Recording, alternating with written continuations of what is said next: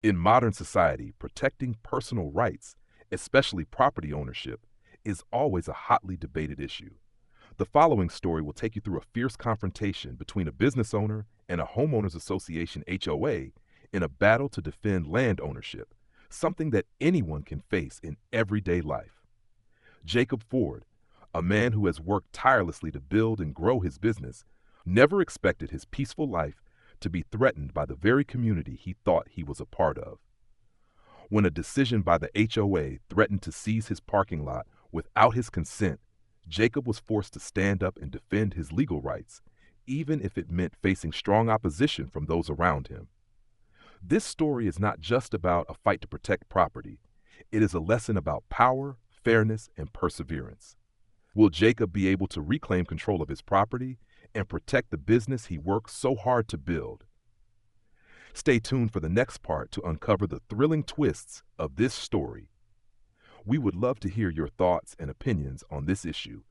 What do you think about personal property rights and the intervention of community organizations? Share your thoughts in the comments below. And don't forget to watch until the end of the story to witness Jacob's decisive actions in his battle to defend his property. What do you do when someone takes something that's yours without asking, without permission, and doesn't even think twice about it? You fight back. Jacob Ford never imagined that his peaceful, hard-earned business would be threatened by the very community he believed he was a part of. His warehouse, which he considered his pride and joy, sat at the edge of a quiet neighborhood, providing the ideal space for his logistics company. But one morning, Jacob's world was turned upside down. He drove into his parking lot only to find it completely packed, every single space filled with strangers' cars. The issue? These weren't just any cars. They belonged to residents from the nearby community, and they weren't there by chance. The local homeowner association had decided, without consulting him, to turn his private lot into an overflow parking area. And to make matters worse, they thought they'd get away with it. For Jacob, this wasn't just an inconvenience. It was a fight for his rights, his property, and his business. He wasn't about to let anyone, especially an overstepping HOA, take what was rightfully his. This is a story about standing up when everything seems stacked against you, about proving that sometimes you have to fight for what you believe in, even if it means confronting the very people who should be protecting you. Jacob Ford had barely sipped his coffee when he pulled into the parking lot of his warehouse. It was a typical morning, just like any other, or so he thought. As he rolled in, he noticed something strange. The lot was packed, but not just with a few cars. It was overflowing with vehicles. Cars, SUVs, even a minivan parked haphazardly in spaces clearly marked private property. His first thought was that maybe there was an event nearby, some kind of emergency that had people parking in his lot. But as he slowly drove deeper into the lot, it became clear that wasn't the case. Every single space was occupied. Jacob frowned, his heart sinking. He stopped his truck and got out to take a closer look. He didn't recognize any of the vehicles. They weren't from his staff or delivery trucks. Some of the cars even had stickers from the neighborhood. He was surrounded by strangers. What was going on? He pulled out his phone and dialed Lily, his assistant, who was already inside the warehouse. She picked up on the second ring. "Lily," Jacob said, his voice tight, "did someone authorize parking in the lot? There are a bunch of cars here, and none of them belong to us." Lily's voice crackled through the phone. "No, Jacob, I was wondering the same thing. A few of the guys already called to complain. We've got deliveries coming in today, and there's nowhere for them to park." Jacob sighed, frustration creeping up his neck. "I'm going to check this out. Stay put. I'll call you back." He hung up and made his way to the nearby community center where the homeowner association's office was located. The sun had barely risen, but he could already feel the weight of what he might be walking into. As he approached the pristine community center, with its perfectly manicured flower beds and freshly painted fences, he couldn't shake the sense that something was very wrong. Inside, the receptionist greeted him with a polite smile. "Can I help you, sir?" "I need to speak with someone in charge," Jacob said curtly. "There's a serious issue with my warehouse parking lot. My lot is being used without my permission." "Oh," the receptionist's smile faltered. Let me see if Miss Steele, the HOA president, is available. Please have a seat. A few minutes later, Jacob found himself sitting across from Miss Harper Steele, the HOA president. She was well-dressed and confident, exuding an air of authority that made Jacob's frustration even more palpable. He quickly explained the situation, outlining the state of his lot and how it was blocking his operations. "I'm sorry to hear about the inconvenience," Miss Steele said, her tone almost too polite. "But we had to find a solution for the parking issues in the community. Your lot is just sitting there unused most of the time, and we thought it would make a good overflow area." Jacob's jaw clenched. "You thought? Without asking me? That's private property. You can't just decide to use it because it's unused. This is my business, and I need that lot for deliveries and parking for my employees." Miss Steele leaned back in her chair, crossing her arms. "The homeowner association has the authority to make decisions in the interest of the community. We're doing what's best for the neighborhood. The lot is right next door, and it seemed like a logical choice." Jacob's patience was wearing thin. "A logical choice? This is trespassing. My business relies on that lot. Trucks can't even get in right now because of the cars your residents are leaving there." Miss Steele's expression hardened, but she didn't seem rattled. "We've already notified the residents, and they are following our guidance. I suggest you think carefully about escalating the situation, Mr. Ford. The HOA has resources, and we are acting within our rights." Jacob stood up, his fists clenched at his sides. "You're not within your rights, Miss Steele, and I'm giving you 48 hours to notify your residents and clear the lot. After that, I'm towing every single car. I'm not asking again." The room was tense as Jacob turned to leave, but Miss Steele's words followed him out the door. "I suggest you reconsider, Mr. Ford. This could escalate much further than you think." Jacob Ford stormed out of the community center, his mind racing. How could Miss Steele, with her polished demeanor, be so dismissive of his concerns? The more he thought about it, the angrier he got. She can't just take my property like that.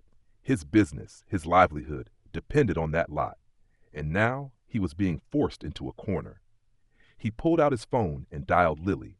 The call rang for a few seconds before she picked up. "Lily," Jacob said, his voice sharp, "they're not backing down. Miss Steele had the nerve to say they're acting within their rights." "What?" Lily's voice cracked with disbelief. "That's insane. She can't just take your lot like that." "I know. She said they've notified the residents, and they thought it would be a logical solution." Jacob's hands gripped the steering wheel tighter as he continued. "I'm giving them 48 hours to clear the lot. If they don't, I'm towing every single one of those cars myself. I don't care what they think." Lily was quiet for a moment. Jacob could practically hear her weighing the situation in her mind. Finally, she spoke. "You've got this, Jacob. They're not going to intimidate you. It's your property, and you've been more than reasonable." He sighed, still reeling from the conversation. "I don't want to escalate things, but this is my business. They can't just walk all over me. I'll give them one last chance to fix it, but if they don't, I'm going through with it." "Call me if you need me," Lily replied, her voice firm with support. Jacob hung up and turned the truck around, heading back to his warehouse. His mind was made up. This wasn't just about cars in a parking lot anymore. It was about standing up for his rights.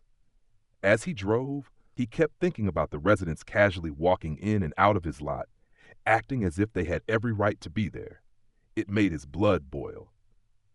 When Jacob arrived at his warehouse, he went straight to the parking lot to take more photos. He made sure to snap pictures of the cars, showing their license plates clearly, and documented the state of the parking spaces. He wasn't taking any chances. The photos would be his insurance if the HOA decided to push back. "All right," Jacob muttered to himself as he inspected the situation. "Let's make sure we're ready." By the time he finished taking the last set of pictures, the lot was still full. The delivery trucks were waiting outside, unable to get in. His employees were getting frustrated too. No one could find a space, and deliveries couldn't be made. Jacob's frustration grew, but he didn't allow himself to act on it just yet. He needed a plan. The next day, Jacob contacted a towing company, explaining the situation in detail. The company assured him that they had handled similar situations before, and everything would be done according to the law. The dispatcher confirmed they'd be able to send trucks the following morning. Jacob spent the evening making sure everything was in place. He printed out new no parking signs in bold, red letters, stating that violators would be towed at the owner's expense. The signs were placed at every entrance to the lot, each one clearly visible. He took pictures of the signs in place as further evidence. The tension in the air was palpable as Jacob reviewed his plans one last time. His employees, many of whom were anxiously waiting for a resolution, were starting to murmur about what would happen next. "Tomorrow's the day," Jacob told Lily that night as they went over everything. "No more waiting. They've had their chance. It's time to make sure this never happens again." Lily nodded, her face set in determination. "I'll be here early with you. We've got this." The morning of the towing operation arrived, and Jacob could hardly contain his anticipation. He stood by his warehouse, eyes scanning the packed parking lot. The tow trucks would be arriving soon, and he knew that what happened next would change everything. He had given the HOA more than enough time to resolve the issue, but they had ignored him completely. Now it was time to act. The first tow truck arrived at 7 a.m. sharp. Jacob was already at the lot, his arms crossed as he watched the truck roll in, its engine rumbling. The driver, a stocky man with a no-nonsense expression, got out of the truck and walked toward Jacob. "You the one calling the shots here?" the driver asked. "Yeah," Jacob replied, his voice steady but laced with frustration. "Get to work. Start with the cars blocking the warehouse doors. We need to clear this out fast." The tow truck driver nodded, already pulling out the necessary equipment. Jacob watched as the first car was carefully lifted from its spot. The chains clanked against the vehicle as it was hoisted up, and Jacob felt a strange mix of satisfaction and anger bubble inside him. It was a relief to see the lot finally clearing, but the situation still left a bitter taste in his mouth. He hadn't wanted it to come to this, but the HOA had left him no choice. As the truck continued its work, more residents began to show up, some walking their dogs, others heading to work. The first woman Jacob saw was in her bathrobe, clutching a cup of coffee. She froze when she saw the tow trucks and then started moving toward Jacob, her eyes wide in disbelief. "What's going on here?" she demanded, her voice filled with panic. "You can't just take people's cars." Jacob didn't flinch, meeting her gaze. "I'm doing what I have to do. This is private property. The HOA had their chance to fix it, but they didn't. Now I'm clearing my lot." The woman's face turned red with indignation. "But my husband needs that car to get to work. You can't just take it." Jacob's expression hardened. "I've given the HOA 2 days to resolve this. They didn't. If you want your car back, you'll need to talk to the towing company." The woman's hands shook as she turned away, muttering angrily to herself. Jacob didn't let it affect him. He was in the right, and he wasn't going to let anyone intimidate him into backing down. More residents arrived, and with them, more voices of protest. Some were angry, some confused, and a few were downright furious. Jacob remained calm, letting them vent their frustrations. He'd already made his decision, and no amount of yelling or complaining would change that. As he surveyed the lot, Jacob couldn't help but notice the way the residents acted, as if they had some kind of entitlement to his property. Some of them even waved at him as they walked by, as though nothing out of the ordinary was happening. It only fueled his anger further. How can they just ignore the fact that this is my land? Jacob thought. By the time the first few cars had been loaded onto the tow trucks, a crowd had gathered near the entrance. Some residents stood with their arms crossed, shaking their heads. Others argued heatedly with Jacob, accusing him of being unreasonable. But he stayed firm, never once allowing their words to make him second-guess his decision. Then, as if on cue, Jacob saw a familiar face in the crowd, Miss Steele. The HOA president marched toward him, flanked by 2 other board members. Her expression was livid, and she didn't waste any time before confronting him. "What is the meaning of this?" she demanded, her voice sharp and cutting. "You had no right to tow our residents' vehicles." Jacob stood tall, his stance unwavering. "This is private property, Miss Steele. I've given you 2 days to clear this up, and you didn't. You ignored my warnings, so now I'm enforcing the law." Miss Steele's cheeks flushed with anger, but she refused to back down. "You can't just take the law into your own hands. The HOA has resources, and we'll take legal action if we have to. Jacob shook his head. I'm not taking the law into my own hands. I'm defending my property. You had your chance. Now you'll have to deal with the consequences. One of the board members, a balding man with glasses, stepped forward, trying to mediate. Let's not escalate this any further. Surely we can come to some kind of arrangement. Jacob's patience had run out. No, he said firmly. There's no arrangement to be made. This lot is off limits to your residence, effective immediately. If I see another car here, it will be towed. No exceptions. Steele opened her mouth to argue, but before she could speak, Jacob turned his back and walked away, signaling to the tow truck drivers to keep working. The crowd of residents was buzzing with anger, but Jacob remained calm. He had made his decision, and he wasn't going to let anyone intimidate him into changing course. As the tow trucks continued their work, he felt a small sense of victory, knowing that he was taking back control of what was rightfully his. The sun had barely risen when the tow trucks rolled in, the sound of their engines reverberating through the quiet street. Jacob stood by the lot, his eyes scanning the vehicles as they were lifted one by one. He had made sure everything was in order.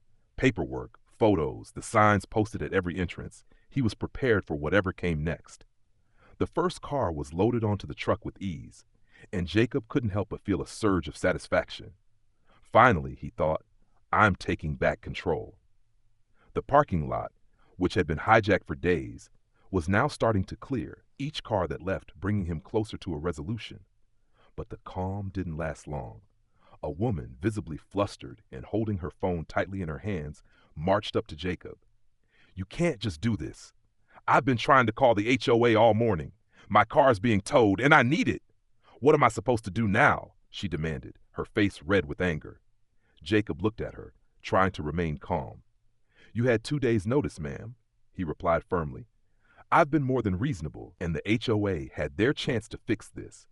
You'll need to contact the towing company to retrieve your car. She threw her hands up in frustration.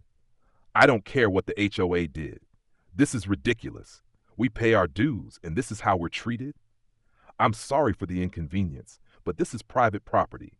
Your HOA overstepped its bounds by using it without my permission.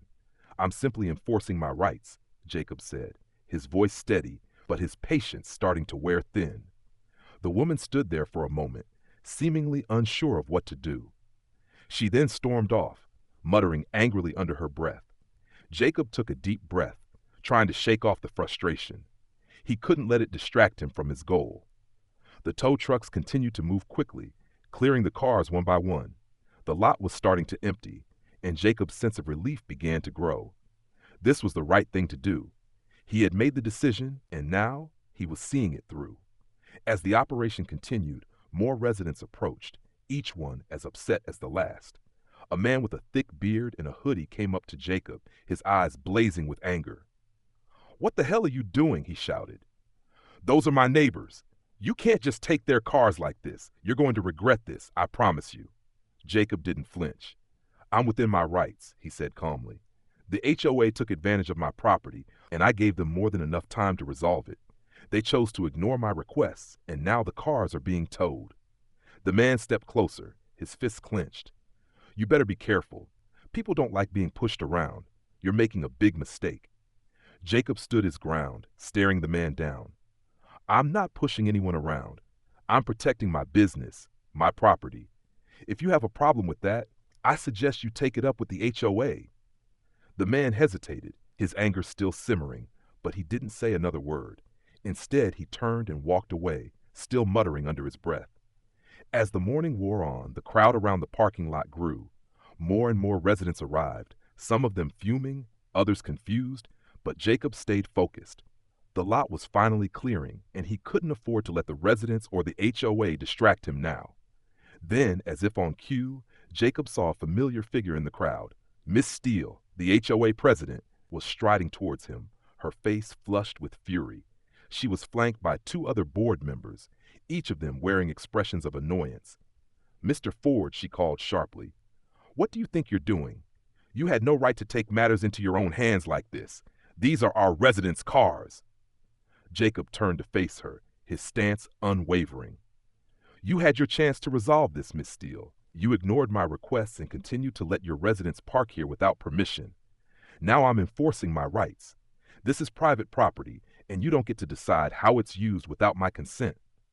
Miss Steele's face reddened with anger. "You don't get to dictate what happens in this community. The HOA has resources, and we will take legal action if necessary." Jacob's gaze hardened. "Go ahead. I've documented everything. I'm in the right here, and you know it. The HOA had every opportunity to resolve this peacefully. Now you're going to have to deal with the consequences."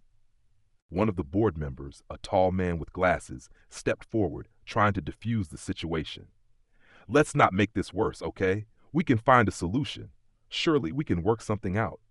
Jacob didn't even give him a second glance. "There's nothing to work out. This lot is off limits to your residents. If I see another car here, it will be towed. No exceptions." Miss Steele's eyes narrowed, her lips pressed into a tight line. "This is unacceptable. You'll regret this." Jacob turned away, signaling to the tow truck driver to continue. The man's face remained stoic, but Jacob could see the satisfaction in his eyes as the trucks moved to the next vehicle. He had made up his mind, and he wasn't going to back down.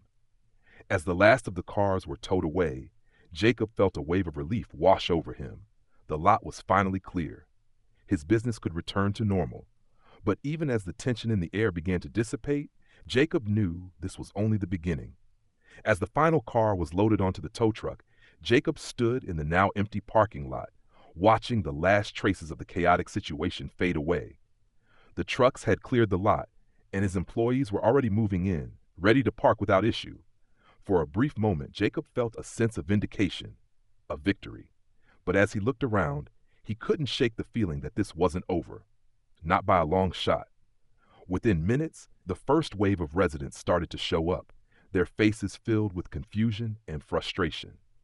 Jacob was still standing near the entrance, and he saw them walking toward him, some with their heads down, others with clenched fists. The anger was palpable, and he could sense the storm that was about to hit.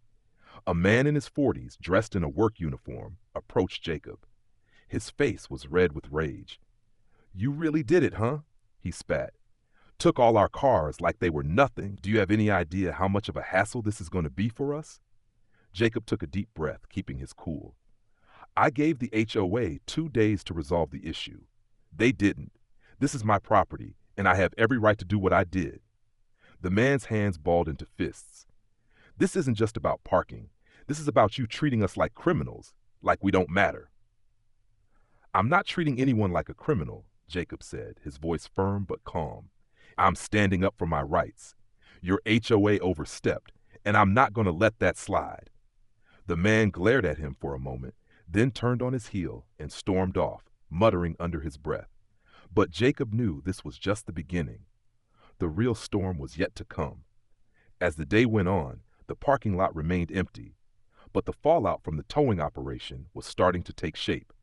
Jacob received a barrage of phone calls and messages from angry residents, all demanding answers, all furious with him for what he had done. But the worst was yet to come. By mid-afternoon, a letter arrived at his warehouse. It was from the HOA. Jacob opened it with a mixture of dread and anticipation. He scanned the letter quickly, his eyes narrowing with every word. The letter accused him of causing undue hardship to the community, claiming that his actions had disrupted the peaceful flow of the neighborhood. They threatened to take legal action, demanding that Jacob cease all towing operations and reinstate the parking privileges for the residents. The letter ended with a thinly veiled warning. "This matter is not over, Mr. Ford. You will regret your actions." Jacob threw the letter onto his desk, a cold sense of resolve washing over him. He had expected this. Of course, the HOA wouldn't just let it go. They'd find some way to retaliate, to make him regret his decision. But he wasn't backing down now. Not after everything he had been through. He immediately called his lawyer, a no-nonsense attorney named Grace, to go over his options. Grace had been advising him throughout the whole ordeal, and he knew he needed her guidance more than ever now. "Grace," Jacob said when she picked up the phone, "I just got a letter from the HOA. They're threatening legal action. What do I do?" Grace's voice was calm but firm. "Don't worry, Jacob. You've done everything by the book. They're trying to intimidate you, but they don't have a case. Keep documenting everything and don't respond to their threats directly. We'll draft a formal reply and remind them of their legal overreach." Jacob felt a sense of relief. "I knew you'd have my back. Thanks, Grace." Before the call ended, Grace added, "Just stay alert. They might escalate things, and you don't want to be caught off guard. But if they want to take this to court, we'll be ready." Jacob hung up the phone and sat back in his chair. The day had been long, and the tension was starting to get to him. But he had made it this far. He had stood his ground against the HOA, and he wouldn't let their threats stop him now. As evening descended, Jacob stepped outside to take a final look at the parking lot. The once crowded space was now empty, peaceful. His employees were finishing their shifts, and deliveries were finally moving smoothly again. Jacob allowed himself a small sigh of relief. But deep down, he knew that this wasn't just about a parking dispute anymore. It was about the larger principle, the right to control his property, to protect his business, and to refuse to let anyone take advantage of him. He wasn't just defending a piece of land, he was defending his dignity. The next morning, as Jacob walked into his office, he noticed something strange.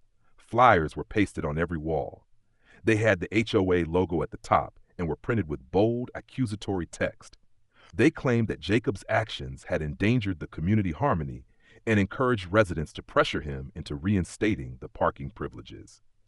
Jacob ripped one of the flyers off the wall, his anger rising. This wasn't just a legal battle anymore. This was a targeted smear campaign. The HOA was trying to destroy his reputation and intimidate him into giving up. But Jacob wasn't going to let them win. He immediately called Grace again, but this time he was already thinking ahead. "Grace, they've launched a full-on attack. These flyers are everywhere, trying to ruin my business." Grace's response was quick and sharp. "We can hit them where it hurts. If they're defaming you, that's illegal. We'll send a cease and desist letter, and we'll start documenting the impact this is having on your business. They're not just breaking the law, they're trying to destroy you." Jacob's resolve hardened. This wasn't just about a parking lot anymore. This was war. But Jacob Ford had already proven once that he wasn't going to back down, and he wasn't about to start now. The days after the flyers appeared were some of the most tense Jacob had ever faced. The smear campaign orchestrated by the HOA seemed to spread like wildfire. Residents who had once been polite and friendly now looked at him with suspicion. Some sent angry messages, others confronted him on the street. The pressure was mounting, and Jacob knew the fight wasn't over. But Jacob was no stranger to adversity. He had fought for his business, fought for his property, and now he was fighting to protect the truth. He kept his head down and focused on what mattered, his business. Meanwhile, Grace, his lawyer, was drafting the cease and desist letter, and Jacob had started keeping track of the toll the situation was taking on his company. With every insult and every legal threat, the pressure on him only grew, but so did his resolve. One afternoon, a week after the flyer incident, Jacob received an unexpected email. It was from one of the HOA board members, an apology. The email was brief, but the tone had shifted drastically. "Mr. Ford, we regret the way this situation was handled. We understand that the HOA overstepped its bounds and that our actions have caused significant disruption to your business. We promise to revise our policies to ensure this doesn't happen again. Ms. Steele has stepped down, and a new board will be elected shortly. We would like to request a meeting to discuss how we can move forward." Jacob sat back in his chair, staring at the screen. For a moment, the world seemed to freeze. After everything, the confrontation, the threats, the backlash, it seemed almost unreal to read those words. The HOA had finally acknowledged their mistakes, and the president, Ms. Steele, had resigned. A wave of relief washed over Jacob, but there was no time to waste. He immediately called Grace, his lawyer, to discuss the next steps. "They're apologizing," Jacob said, the disbelief still in his voice. "I think we've won." Grace was quick to offer her advice. "It's a victory, yes, but don't let your guard down. Get everything in writing and make sure they follow through with their promises. You've earned this, Jacob, but don't be afraid to stand firm and make sure they make it right." Jacob couldn't help but feel a deep sense of pride. The fight had been exhausting, and there were moments when he had wondered if it was all worth it. But in the end, standing up for his rights had not only protected his business, it had exposed the HOA's overreach, forced them to acknowledge their mistake, and even led to the resignation of their leader. A few days later, Jacob attended the HOA's board meeting. The room was tense, filled with residents who had been on both sides of the debate. Miss Steele's successor, a new board president named Thomas, addressed the room first. "I understand that we've made mistakes," he began, his voice calm but firm, "and I take full responsibility for the way things were handled. We will do better moving forward, starting with a full review of our policies and an open dialogue with the community. Mr. Ford, I'd like to personally apologize for the disruption we caused, and I want to make sure this never happens again." Jacob stood up, feeling the eyes of everyone in the room on him. The tension was palpable, but he was resolute.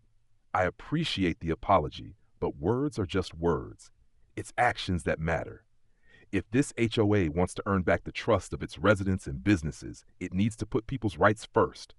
I'm glad to see you taking steps to fix the mistakes, but I'll be watching." The room fell silent, and then, unexpectedly, a few residents began to clap. Slowly, more followed, and soon the entire room was filled with applause. Jacob stood there, his chest swelling with pride. He had done it. Against the odds, he had defended his property and his business, and in doing so, he had not only protected his rights, but had also helped to expose a broken system that had taken advantage of the very people it was supposed to serve. As Jacob left the meeting, he felt a sense of finality.